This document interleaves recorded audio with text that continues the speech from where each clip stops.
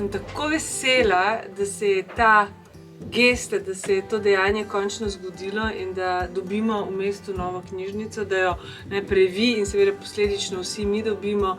Tako da ja, končno, no. In super, da smo tako daleč vsi skupaj in da se bo to zares udejanjilo.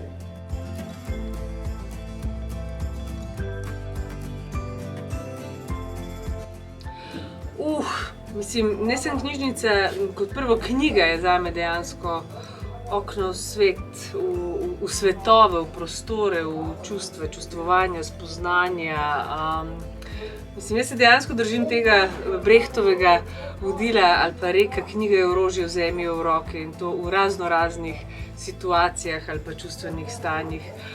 Moram pa priznati, da sem grozna članica knjižnice in ker če se v knjigo zaljubim, če jo vzljubim, jo zelo težko vrnem in posledično imam tudi primerne kazni oziroma zamudnine.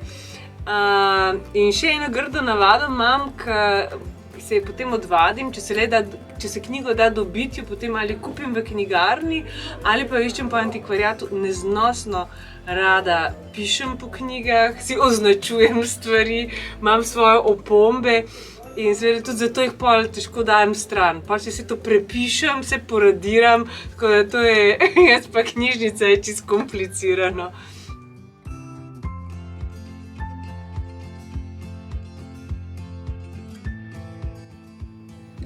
To je nek epicenter znanja, informacij, umetnosti, lepote, mislim.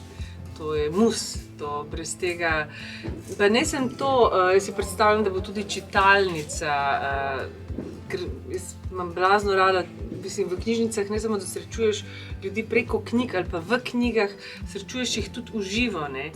In jaz imam neznosno rada, sploh v velikih knjižnicah, ta mir v čitalnicah, to posebno druženje, no, drugačno druženje, to ni kavarna, to ni gledališče, v knjižnici se ljudje drugače družijo, ne.